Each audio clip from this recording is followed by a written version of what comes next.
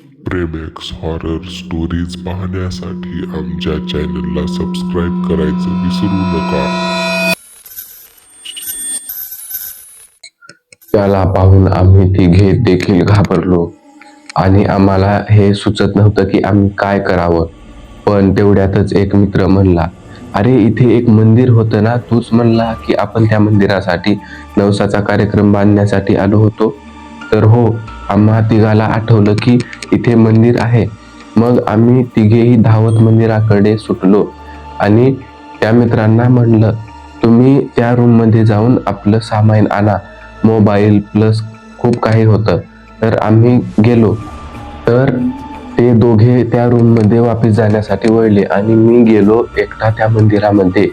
तर मंदिराच्या गाभाऱ्यामध्ये एक दिवा जो की बारका बिनबिनत चालत होता. तो कधी विजेल याचा माहित नाही, कारण की वारं सुटलेलं होतं. मग मी काय केलं, थोडंसं मूर्तीच्या आसपास गेलो जवळ. तर तिथे मला एका मुलाचं तुटलेलं खेळणं दिसलं. मग माझ्या लक्षात आलं, तो माझं खेळणं दे म्हणून ओरडत होता. मग जर मी त्या खेळण्याला शिवलं असतं तर तो मूर्खपणा ठरणार होता. मला हे समजलं. मी तिथून धाव काढली.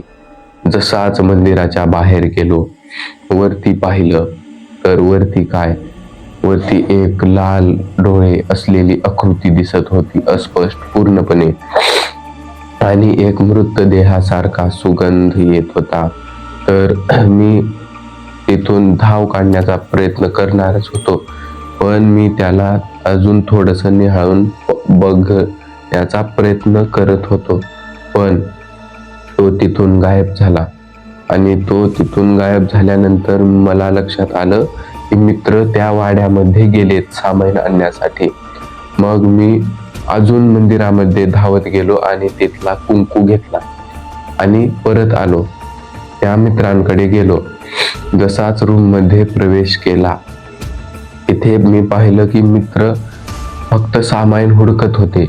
त्यांना एकही वस्तू आमची भेटलेली नव्हती त्या रूम मध्ये. मग आणि तिथे मी गेल्यानंतर मला सगळं दिसत होतं स्पष्ट, पण ते अजूनही शोधत होते.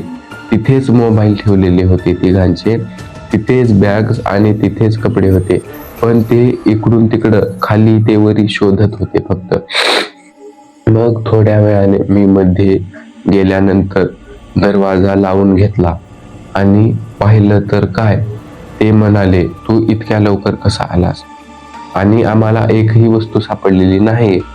मग मी तिघांचे मोबाईल खिशात टाकले माझ्या आणि बॅग्स हातात घेतल्या व त्यांना म्हटलं की चला आपण इथून जाऊया.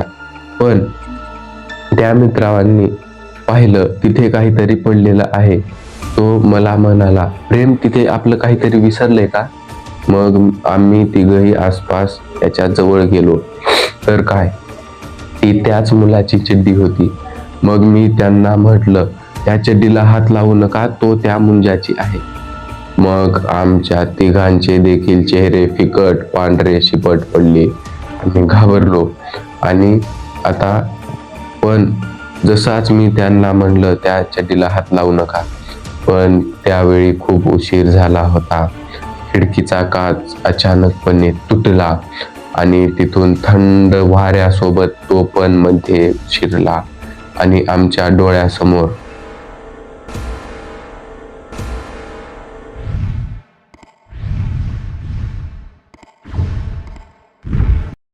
प्रेमेक्स हॉरर स्टोरीज पाहण्यासाठी आमच्या चॅनलला सबस्क्राईब करायचं विसरू नका. त्यांनी मला विचारलं, कुठले आहात आणि इथे कशासाठी आलो आहात? आम्ही सांगितलं की नवसाचा कार्यक्रम पार पाडण्यासाठी आम्ही इथे आलेलो आहोत. पण त्या माणसाने एक प्रश्न विचारला, कोणाच्या घरी राहतायत आणि आता तुम्ही कुठून आलाय? मग तो म्हातारा एवढं बोलून गप्प आमच्या तोंडाकडे बघत उभारला. आम्ही म्हटलं, आम्ही त्या वाड्यामध्ये राहत आहोत आणि इथे कार्यक्रमासाठी आलेलो आहोत, फक्त 1 दिवसासाठी, आणि आम्हाला दुसऱ्या दिवशी घरी जायचंय. त्या माणसाने एवढं ऐकताच त्याचे डोळे मोठे मोठे दिसायला लागले. तो घाबरला आणि म्हणला, तुम्ही त्या वाड्यात राहताय? आम्ही म्हणलं हो. तो माणूस म्हणला, तिथे राहू नका. त्या वाड्यापासून जेवढं लांब होईल तेवढं जितकं लवकर तुम्ही पळून जावा किंवा तुमच्या आजीच्या घरी जावा असं त्याने म्हटलं. पण आम्ही म्हणलं आजीच्या घरामध्ये जागा नाही झोपण्यासाठी, म्हणून आम्ही इथे आलोत. तो म्हातारा माणूस सारखंच बार म्हणत होता की त्या घरामध्ये जाऊ नका. पण माझ्या मित्रांनी ऐकलं नाही. ते म्हटले की त्या घरामध्ये काय आहे, नेमकं कोणाचं घर आहे ते. मग तो म्हातारा माणूस म्हटला, तुम्ही उद्या सकाळी या, मी तुम्हाला सविस्तर सांगतो, फक्त आज त्या घरामध्ये जाऊ नका. एवढं बोलून तो म्हातारा झोपी गेला आणि त्याने कवाड लावून घेतलं. का लावून घेतलं? का इतक्या वेळ तो बाहेर झोपलेला होता. पण आमचे शब्द ऐकताच त्याने खॉट उचलली आणि घरामध्ये जाऊन कवाड लावून झोपी गेला. मग रात्र खूप झाली होती. रात्रीचे 2 वाजले होते. मी आणि माझा मित्र व प्रवीण आम्ही 3 जण होतो तिथे. आम्ही गेलो त्या वाड्यामध्ये. मी त्यांना म्हणत होतो, अरे चला आपण आजीच्या घरी बाहेर पटांगणामध्ये जाऊन झोपूया, नाहीतर छतावरती जाऊन झोपू. पण त्यांनी ऐकलं नाही. त्यांनी म्हणलं की आता आलो तसं इथे झोप, फक्त 4-5 घंटे तर राहिलेत रात्र संपण्यासाठी. आपण पहाटे होताच 4-5 वाजता निघू आजीच्या घरी जाण्यासाठी. मग गेलो आम्ही, मध्ये गेलो. पण आता ते दोघे सुद्धा घरातला नजारा बघून हादरले. त्यांनी जिथे झोपले होते तिथे एक चड्डी ठेवलेली होती, पण त्याच्या साईडला बेडच्या खाली 2 विडत्या ठेवलेल्या होत्या आणि तिथे कोणी आलेलं आम्ही पाहिलेलं नव्हतं. मग ते दोघे तिथे ठेवलेल्या वस्तू बघून घाबरले. अचानकच माझ्या एका मित्राच्या पाठीवर तो मुंजा येऊन चिटकला आणि त्याला रागात म्हणाला, माझी चड्डी मला वापस दे. आणि माझ्याकडे बघून म्हणाला की माझं खेळणं मला वापस दे. मग ते दोघे घाबरले. आम्ही त्या रूममधून बाहेर जाण्यासाठी पळालो, पण दरवाजा अचानकपणे बंद झाला. एकदम तिथे कोणी नव्हतं तरी आपोआप दरवाजा बंद झाला. आम्ही म्हटलं थोडं एका कोपऱ्यामध्ये गेलो रूमच्या आणि ते मला म्हणाले, हे काय होतं? मी त्यांना सांगितलं, मी तुम्हाला 4 घंटे झाले हेच सांगण्याचा प्रयत्न करत होतो, तरी सुद्धा तुम्ही माझा विश्वास केला नाही. पण आता जेव्हा तुम्ही पाहिलं तेव्हा मला विचारताय की हे काय आहे? मग ते म्हणाले, पण हे झालं तरी कसं? मग मी म्हणालो, तिथे एक खिडकी आहे, आपण त्या खिडकीमधून उडी मारून बाहेर जाऊया. मग तिथे जसंच त्या खिडकीजवळ आम्ही गेलो, बाहेरून तोच मुंजा आम्हाला वाकून बघत होता. त्याचे डोळे लालसर होते आणि तो आमच्याकडेच पाहत होता. त्याला पाहून आम्ही घाबरलो आणि त्याची चड्डी, मी म्हटलं माझ्याजवळ, एकदा मी बाहेर गेलो होतो तेव्हा माझ्याजवळ त्याची चड्डी होती खिशामध्ये आणि मी जशी खाली टाकली तो तिथून गायब झाला होता. मग त्यांना काही समजलं नाही, कारण चड्डी तर पलंगावर आहे, पण तिथपर्यंत जायचं कसं? कारण की वापिस जर फिरलो, तो खिडकीमधून खूप रागाने पाहत होता आमच्याकडे. आणि प्रवीणने हिम्मत करून पलंगाजवळ पावले वाढवली.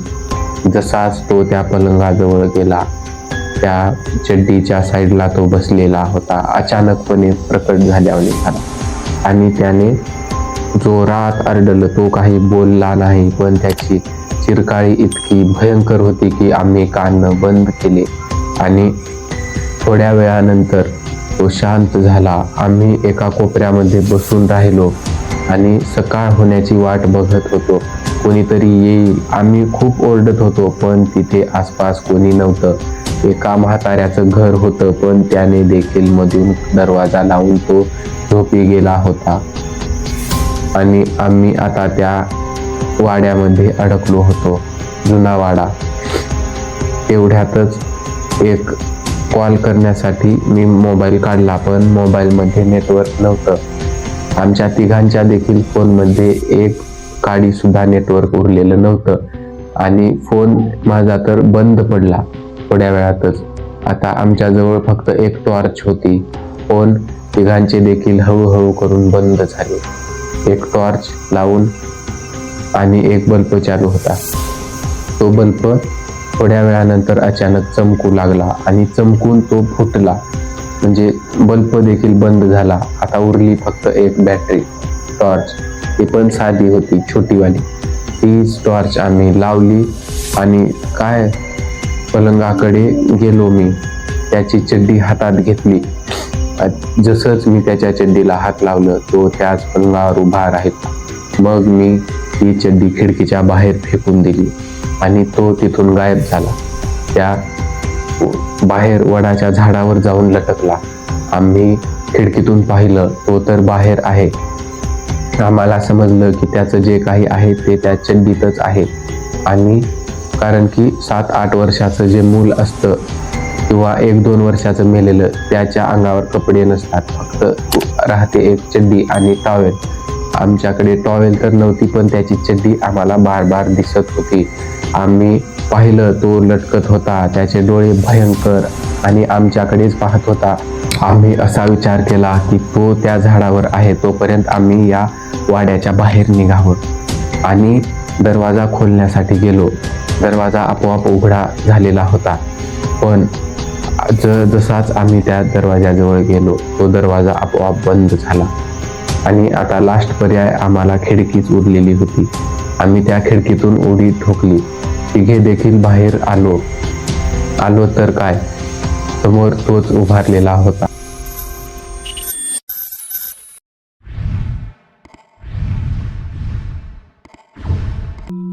त्या रात्री मी झोपायला पलंगावर बसलोच होतो की बाहेरून एका लहान मुलाचा आवाज आला, माझं खेळणं मला परत दे, नाहीतर मी आत येईल.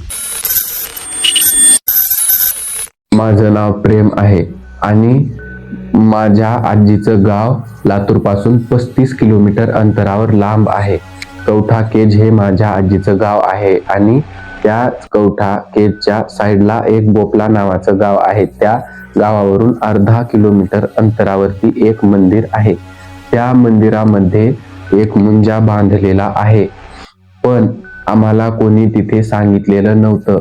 ती जागा कसली आहे हे आम्हाला माहिती नव्हती. आम्ही नवसाचा कार्यक्रम पार पाडण्यासाठी त्या मंदिराजवळ गेलो होतो आणि आजीच्या गावामध्ये उद्या सकाळी आम्हाला कार्यक्रम पार पाडायचा होता, पण आम्हाला घरी जाण्यासाठी आज निघायचं होतं. आम्ही निघालो आणि घरी पोहोचलो. रात्र झाली, पण आम्हाला तिथे झोपण्यासाठी घरामध्ये जागा उरलेली नव्हती, कारण की पाहुणे खूप आले होते.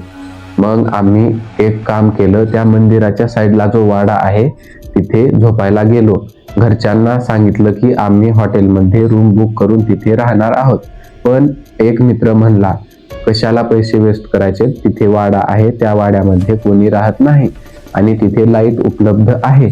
मग आम्ही तिथे गेलो, पण आम्हाला कोणी सांगितलेलं नव्हतं. त्या वाड्याच्या बाहेर एक वडाचं झाड आहे, त्या झाडाजवळ एक मुंजा बांधलेला होता.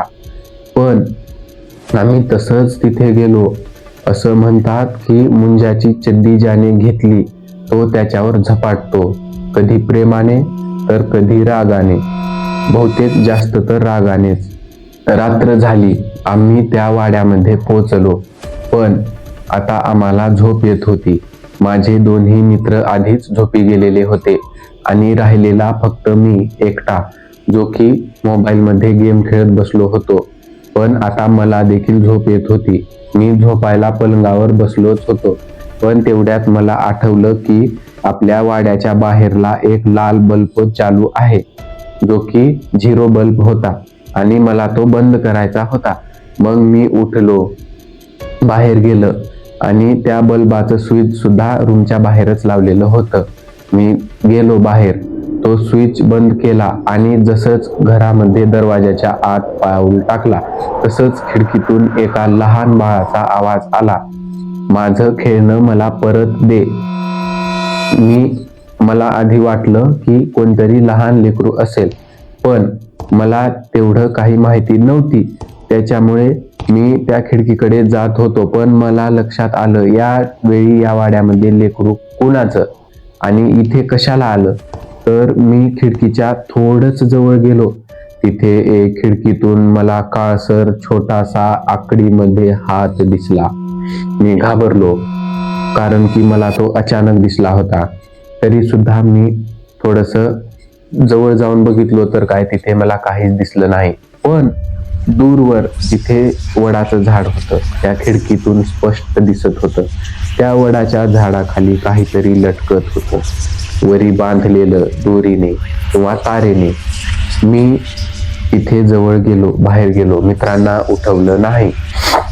एकटाच तिथे गेलो तर मला तिथे जवळ गेल्यानंतर एक चड्डी दिसली, जी की कोणाची आहे माहिती नाही. म्हणजे मला माहित नव्हतं, तरी सुद्धा मला वाटलं ती खूप जुनी चड्डी होती. मला वाटलं पूर्वीची असेल आणि मी त्या चड्डीला थोडंसं खाली काढलं, म्हणजे त्या दोरीचं सोडून खाली ठेवलं आणि मागे रूममध्ये जाण्यासाठी वळलो.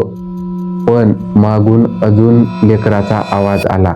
माझी चड्डी कोणी घेतली आणि तेवढ्यात मी घाबरलो, कारण की चड्डी तर खूप दिवसापासून तिथे ठेवलेली आहे असं वाटत होतं आणि मी माझ्यात मागे वळून पाहण्याची हिंमत नव्हती.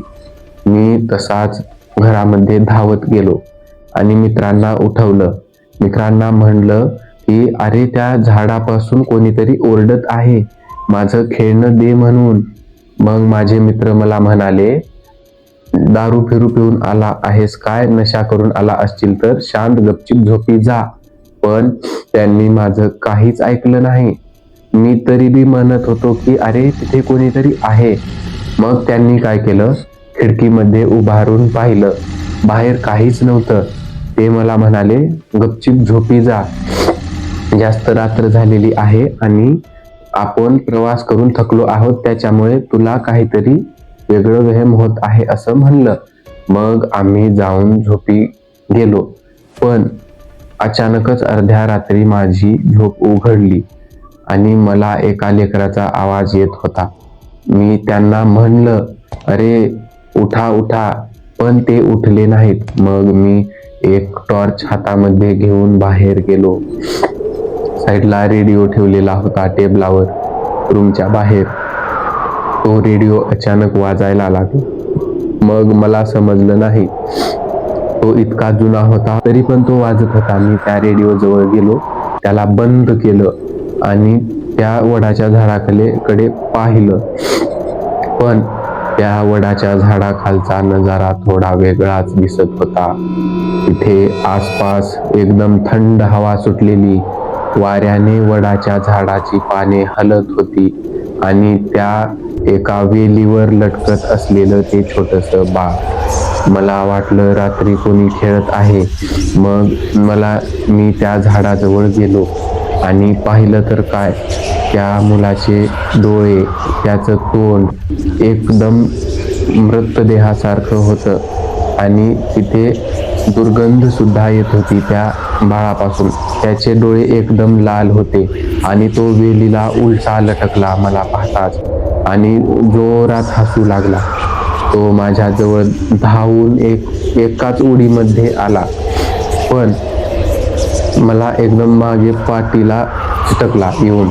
जसं ते विक्रम बेतालच्या गोष्टीमध्ये बेताल येऊन चिटकतो, सेम तसाच. आणि मी तेवढ्यामध्ये तो माझ्या पाठीवर येऊन चिटकला आणि मला म्हटला की माझी चड्डी मला वापस दे. तो थोडासा रागाने बोलत होता, पण मी म्हटलं की अरे तुझी चड्डी माझ्याकडे नाही. माझा आवाज निघत नव्हता. मला वाटत होतं मी बोलतोय, तरी सुद्धा माझा आवाज नरड्यातच अडकून राहिलेला होता आणि मी किती जरी ओरडण्याचा प्रयत्न करत होतो पण माझा आवाज निघाला नाही. पण मी पाहिलं माझ्या खिशामध्ये काहीतरी आहे. मी हात घातला तर त्याची चड्डी होती आणि बाहेर काढली आणि तिथेच फेकून दिली. तो माझ्याजवळून गायब झाला आणि त्याच झाडावर परत दिसू लागला. मग मी ओरडलो.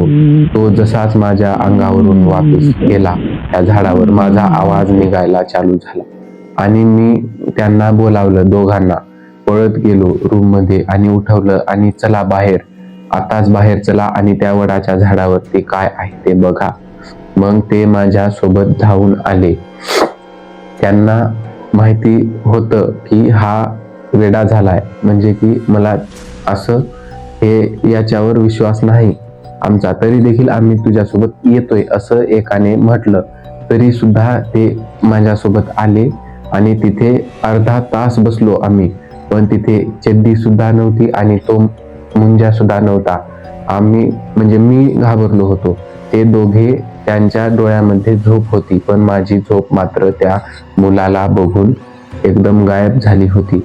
मग तेवढ्यात त्या वाड्याच्या शेजारी एक म्हातारा माणूस राहत होता.